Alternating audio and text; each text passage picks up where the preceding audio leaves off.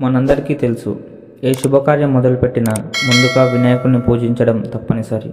కానీ ఎప్పుడైనా ఆలోచించారా, ఎందుకు గణేశుడే మొదట పూజింపబడుతున్నాడు?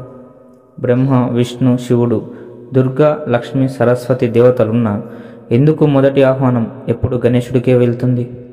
ఈ ప్రశ్న వెనుక ఉన్న కథ వినగానే మీరు కూడా అరే, ఎంత గొప్ప అర్థం ఉంది దీంట్లో అని అంటారు. ఒకసారి మహర్షులందరూ నైమిషారణ్యంలో ఓ మహాయజ్ఞం చేస్తున్నారు. ఆ యజ్ఞంలో ఎవరికి మొదటి పూజ దక్కాలి అనే పెద్ద ప్రశ్న వచ్చింది. దేవతలందరూ ఆలోచించి మాకే మొదటి పూజ దక్కాలి అని అన్నారు.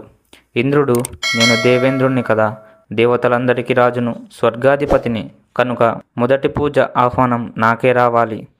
అగ్నిదేవుడు, ప్రతి హవనంలో నన్నే మొదట పిలుస్తారు కాబట్టి నాకే రావాలి అన్నాడు.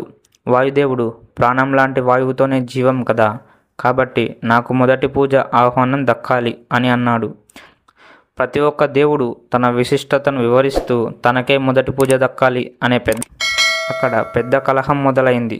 చివరికి మహర్షులు ఈ తగవును బ్రహ్మ, విష్ణు, మహేశ్వరుల దగ్గరికి తీసుకెళ్లారు. అప్పుడు వారు ఓ పరీక్ష పెట్టారు. 3 లోకాలను చుట్టి ముందుగా వచ్చేది ఎవరో అతనికే మొదటి పూజ అని అన్నారు. ఈ పరీక్ష విన్న వెంటనే అందరూ తమ తమ వాహనాలపై బయలుదేరారు. కార్తికేయుడు తన మయూరంపై, ఇంద్రుడు తన ఐరావతంపై, ఇక ఇతర దేవతలు తమ తమ వాహనాలపై వేగంగా బయలుదేరారు. కానీ చిన్నివాడైన వినాయకుడు మాత్రం ఒక అడుగు కూడా వేయలేదు. అందరూ అతన్ని చూసి ఈయన ఎందుకు కదలడం లేదు అని ఆశ్చర్యపోయారు. గణేశుడు మాత్రం తెలివిగా ఆలోచించి 3 లోకాలు అన్ని తల్లిదండ్రుల్లోనే ఉన్నాయి. తల్లిదండ్రులే నిజమైన బ్రహ్మ, విష్ణు, మహేశ్వరులు. వారికే ప్రదక్షిణ చేస్తే 3 లోకాలు చుట్టినట్టే కదా అని చెప్పి తన తల్లిదండ్రులైన శివపార్వతుల చుట్టూ 3 సార్లు ప్రదక్షిణ చేశాడు. ఇంతలో మిగతా దేవతలు ప్రపంచం చుట్టి అలసిపోయి తిరిగి వచ్చారు. కానీ గణేశుడు అప్పటికే తన ప్రదక్షిణ పూర్తి చేశాడు. దేవతలందరూ ఆశ్చర్యపోయి, చిన్నవాడే కానీ ఎంత గొప్ప జ్ఞానం చూయించాడు అని అభినందించారు. అప్పుడు శివపార్వతులు ప్రకటించారు, ఇక ముందు ఎటువంటి శుభకార్యమైనా మొదట పూజింపబడేది గణేశుడే, అతనికే అగ్రపూజ్యం ఉండాలి. అలా వినాయకుడు మొదట పూజింపబడే దేవుడయ్యాడు.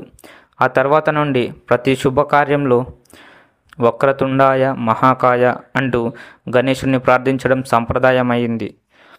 ఈ కథ మనకు ఓ గొప్ప బోధన ఇస్తుంది. శక్తి, బలం, సంపాదన కంటే జ్ఞానం, భక్తి ఎప్పుడూ ఉన్నతమైనవి. చిన్నవాడైనా సరే సరైన ఆలోచన, నిజమైన భక్తితో ముందుకు వెళితే ఎవరైనా గొప్ప స్థానం పొందగలరు.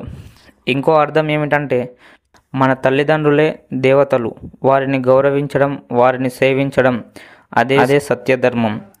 అందుకే మనం ఏ పనిని మొదలుపెట్టినా మొదట వినాయకుని ప్రార్థిస్తాం. ఆయన విఘ్నాలు తొలగిస్తాడు, జ్ఞానం ఇస్తాడు, మన పనులు విజయవంతం చేస్తాడు.